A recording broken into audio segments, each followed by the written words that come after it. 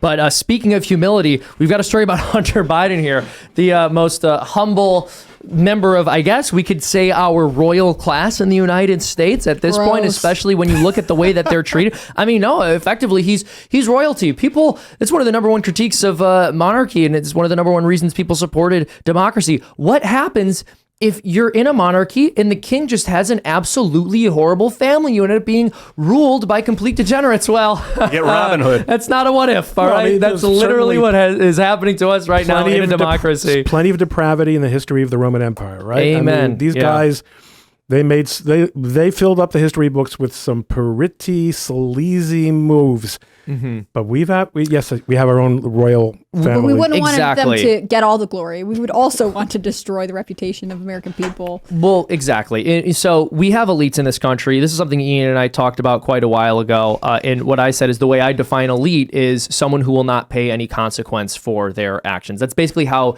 an elite is defined in a system which is as corrupt as ours is. And when you're looking at somebody like Hunter Biden, and our next story, which is the fact that IRS whistleblowers actually came out, and not just one, but two of them, and alleged that there was political interference in the Hunter Biden investigation. Talk about information I didn't need exactly. Confirmed, although this is exactly what I was saying earlier with the lab leak hypothesis, right? There's just story after story after story of the conspiracy theorists being proven right. Information that we were already well aware of. I appreciate these guys coming forward. I agree that this stuff has to come out, and it's good that they're talking about it. But the fact is, nobody thought this was going to be impartial or unbiased. Under the Obama administration, the IRS was specifically targeting conservative groups. This has been a biased organization for a very long time. It didn't start with Hunter Biden. And if it did start with Hunter Biden, it was so blatant and obvious that basically everyone in this country was already in a position where they'd be capable of hearing it without these whistleblowers. That said, we're glad they stepped forward. They should be commended and they should be thanked. The Justice Department in Delaware U.S. Attorney's Office went out of their way to hamper an IRS investigation of Hunter Biden's taxes by consistently slow-walking the case, preventing enforcement actions by the IRS, and tipping off actions related to the investigation to Biden's attorneys in advance, according to a new whistleblower testimony released Thursday by the House Ways and Means Committee. Now, just a show of hands, who in the room is surprised by this? Cricket sound effect. Yeah, exactly. It's weird when there's a story where the IRS are the good guys. Like the IRS are like, we're just trying to do our job. The people disobeying the IRS from inside of the IRS were the good guys. But it's the Justice Department and Delaware Attorney General's office that are slow-walking this investigation. But they have been, I mean, the mere fact that they never acted on any of this stuff, I mean, you know, that's the dog that didn't bark. I mean, it was obvious. And I mean, and apparently everyone knew that that was a private franchise of the Biden family. But, I mean, this is not news to anyone. Yeah. Well, and you look at the fact that Biden, Hunter Biden, that is, specifically, failed to pay about $1 million in taxes. And I'm asking you, as a lawyer, if I, you know, a nice guy like me, failed to pay the government $1 million that I owed it, do you think I would get 2 misdemeanor charges? I'd be able to plead down to that? I think you would get 2 misdemeanor charges on every square inch of your body. And the felony charges would be lodged in other parts of your body. That would be less visible. Yeah, no, okay, that's a colorful way of describing it. Now, let me ask, what if you were my lawyer?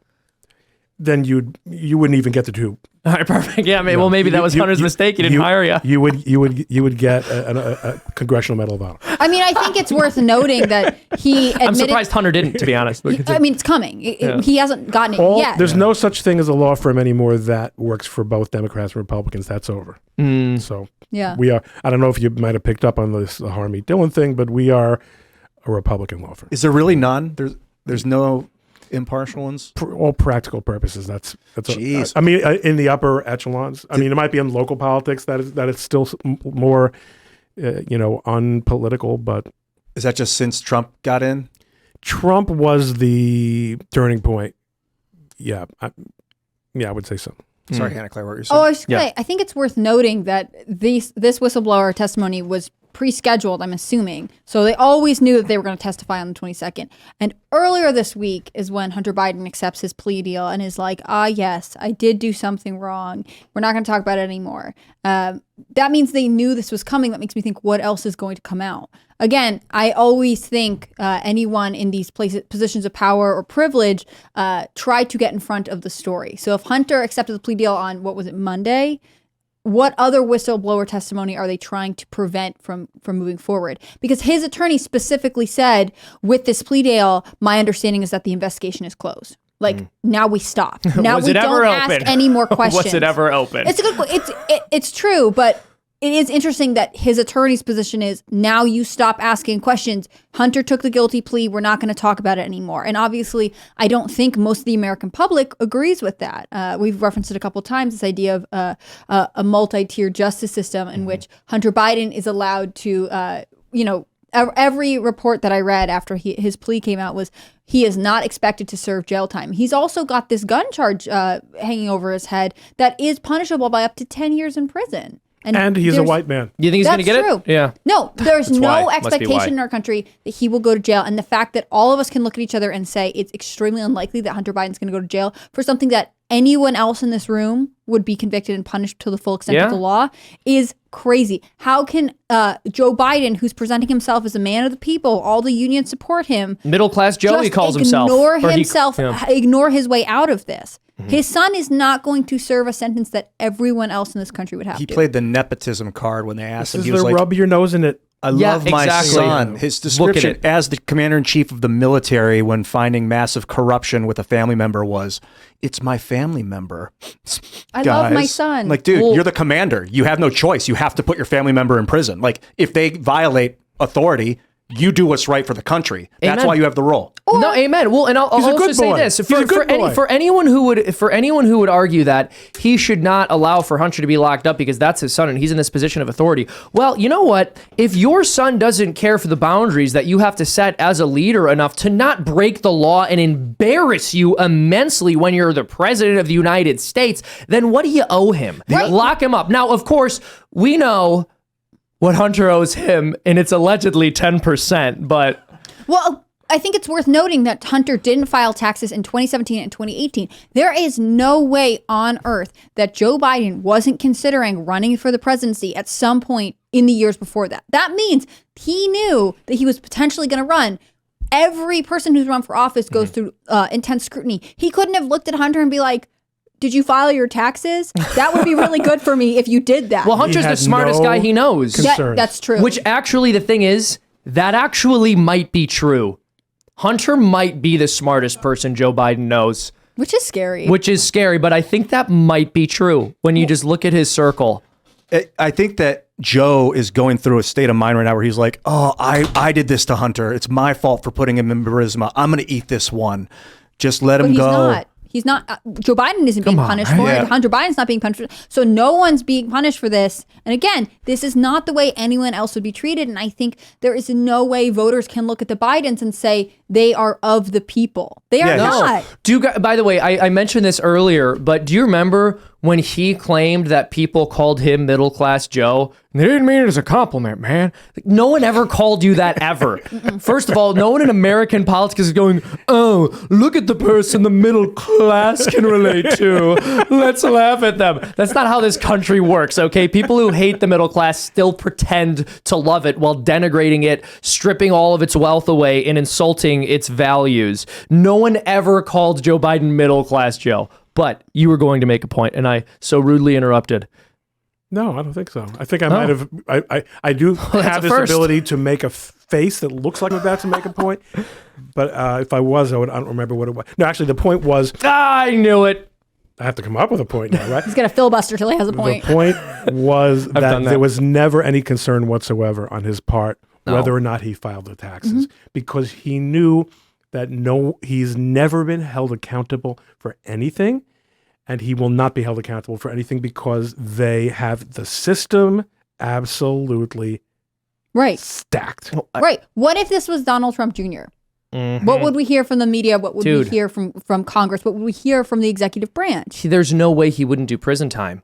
We were being told, like Adam Schiff was saying that he had information about Trump Jr. and that he was going to be thrown in prison. And we were hearing all of this nonsense from everyone in the media about how the walls were closing in. They were closing in on Donald Trump and they were closing in on his family. And of course, what we ended up finding with the investigation, with the Durham report, was once again something that we all knew, which was that the deep state was politically motivated and they were attempting a soft coup against a sitting president. So when somebody who is anti-establishment ends up attaining the highest office in the country in an unbelievable and unprecedented feat by being elected president as an outsider, and then the deep state does everything they can to subvert the democratic process and unseat that person, and everyone in the media repeats a narrative which we all know was a total farce, to the point where they convince the American people to believe things that are factually untrue, to the point where 60% of Democrats, intuitively, to the point where 60% of Democrats said in a YouGov survey that the 2016 election was tampered with by Russians, in the sense that they were literally retallying vote totals. Now, no one in the media openly said this. They just very strongly implied it for several years. And so that's the treatment that you get when you're an outsider trying to enter into the establishment. When you are in the establishment, you can do whatever you want and you will not pay any price. And if you do, it'll be a slap on the wrist so they can say, see, we're impartial. Hunter Biden did end up catching charges. He was prosecuted in a court of law because we gave him 2 misdemeanors for something you'd be spending decades in jail for had you done it. Yeah.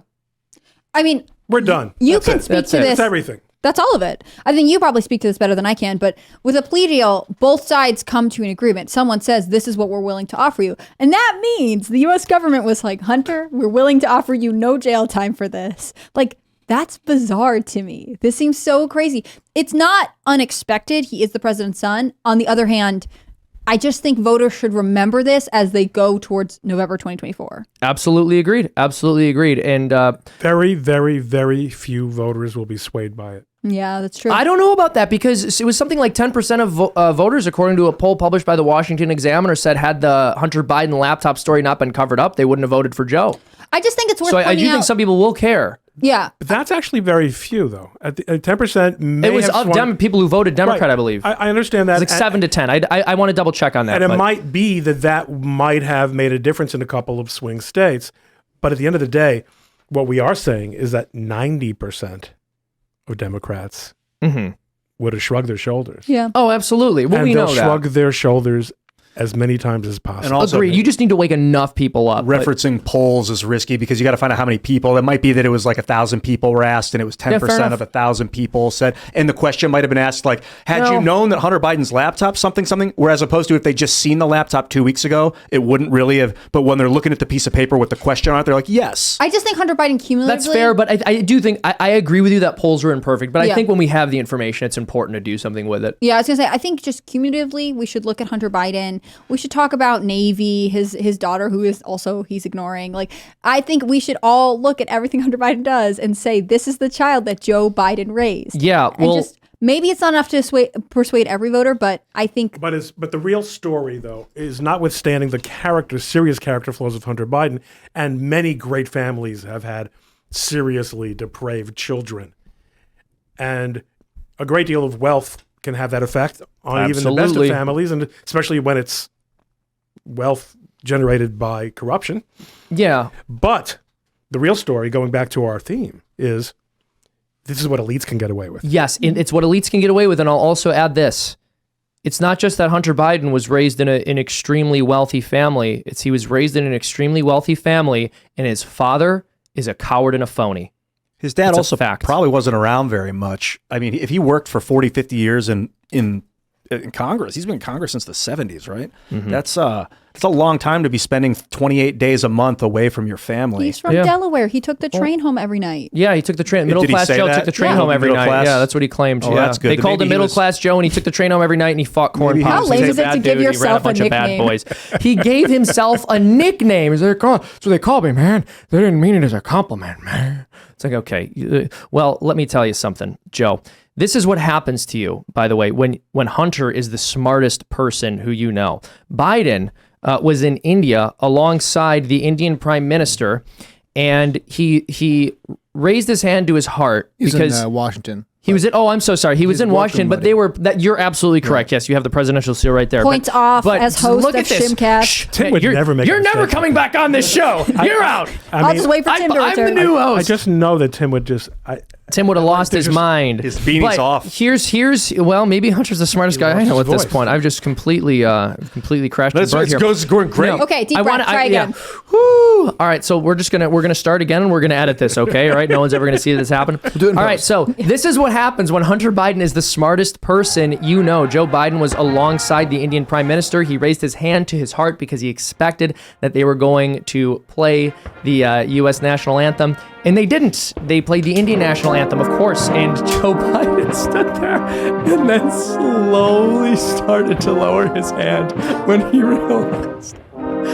Oh man, Look at that. What a champ. that's why video cameras are cool. Yeah, I think Oh, this is man. going to be the thing that's going to make people realize that Joe is not who they think he is. I think it's seeing more and more gaffes. But I mean, it's like a gaffe a day. It's multiple He's a gaffes per machine. day. We He's a see like machine. I one. can't keep up, dude. Yeah. Remember when he said he broke his leg because he was Ron doesn't grabbing his think this'll dog's make a tail difference. getting out of the shower? And it's like, I don't know. Dude, this man got elected, and then I believe it was just right after he was inaugurated, he told us he broke his leg because he tried to grab his So dog's towel while he was getting out of the shower. Yeah, it and was his foot, I like to imagine most Americans were looking at that and going, oh my goodness, what have we done? But I actually don't think so. I think A lot of them they were kinda thinking didn't care. like, "Thank God Trump's not in office." No, he might have broke his leg when he Trump- tried to grab his dog's tail getting out of the shower. It's But like, it would be it's not worse even- if Trump was in office. I think Exactly. that's a lot of the thoughts right now. Is very scary. It is very Ron has a very grim face. Tell me more. How much do you love Joe Biden on a scale from 1 to 100? I know love is a vague word, but how I much- have no use for Joe Biden. And then 1 to 100 is too granular. do you think that there's any 1 to value? 10, he gets a 2.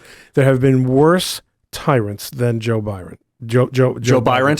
I like to Well, tyrant. I Doesn't think that, but Bi- that now, doesn't but- even now, make him but- worse because it's like if you're going to be a Byron- tyrant, do it, you know? He's so mediocre. He's a wannabe He's a dictator. mediocre dictator. He's a mediocre dictator. I think you should be a proper dictator. Well, that's the thing, though, is that he's a dictator who you can buy, okay, as opposed to those dictators who you can't even buy because they That's a fair point. The Yeah, I think- dictators who like own the people with money as opposed to the ones who are owned by the people with money. Very good point. I Very get good this point. vibe, and I don't have a reference that he's like functioning as a dictator, but doesn't realize it. Yeah, Is that- I don't know. I think he realized it. I think he's glad. Remember when he said he was losing his patience with us? I'm losing my patience, man. Well, Like, what okay. do you mean your patience? Your memory extends 5 seconds into the past. There's Okay, no. listen. It's not possible for you to He lose your has- patience. But he's been a senator, Mm-hmm. not just a mere member of Congress, which is only a couple of clicks above being a milkman, okay? It's below being a milkmen are useful. They bring us a product that we use. They're good people. Yeah, good point. Speaking of which, I just spilled water on this keyboard. Flip it upside Oh my down. gosh, That's the the best rest thing. of So it- angry. It's But okay. the- Did you ever see Tim in a million years? Tim would have Spilling never on spilled water his- Can you believe it? live on the show. He actually hasn't. Hey, Ian, can you He actually hit hasn't. No, that no, no. from I Serge? got You it. know I why got it. I Tim got it. lost his voice? Look at Is this. L. I think the He was thing is, excited. Seamus gets a big ego, and he thinks, I can do this show, Tim. You don't Then see I them move my after arm, the I show every smack night. it. He's like, you should have done this. You should have Oh, done not that." only that, he And saw Tim was Jack like, last It's night. worse than that. I Ja- got him Jack- sick. Actually, I coughed in his drink. And I said, I'm going to be the host next time. He sees. Now It he's was my spilling actual my water. Also plan was to comes in spill and water he's- on the keyboard. You know, he's a king. He comes in. He owns. He absolutely has the moves. Seamus is thinking, obviously anyone could do this. I said it's child's play. Turns out it's harder than he thinks. No, I didn't. I mean, I think we are there. I'm going to return to the point here because we could talk about endless number of Joe Biden gaffes. My personal favorite was when he was in Ireland and said, "I don't want to go home." That's Wait, a rough statement. Did he say from I don't someone want to who- go home when he was in Ireland? He I also can't said remember- he's not Irish because none of his relatives are drunk or in jail. Well, it's rough. And if you're black, if you don't vote for Joe Biden, you're not black. I Yeah. mean, there's rough stuff coming out. Is this enough, though? We're sort of returning back to the same point. Will voters look at this guy and say, we can't keep going? He is unpopular. There were polls that indicated a majority of Democrats felt he was too old to run again. Nonetheless, the Democratic Party seems to think that they're going to, pick him as their nominee. At what point do we look at him and say, nothing you can do matters because you are going to have the establishment behind you. I'm in that point right now. But I also think hating someone is not the way to make a better world. Like a lot of what got us here was Trump derangement. People that couldn't stand Trump, they'll vote for anything else. So if people hate Biden that much that they'll vote for anything else, could be even worse. It could be exponentially worse. No, and that's why the reason that I say he's not a tyrant is, and before you had your continence problem over here, was that he's not a dictator. He's a crook, and he enjoys having power so that it can enrich himself. He's been a senator for a generation. Then he was vice president, which is a job where you get lots of quirks.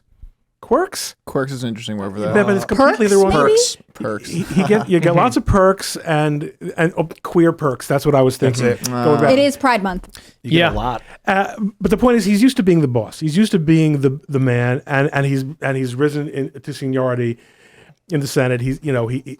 Therefore he is impatient.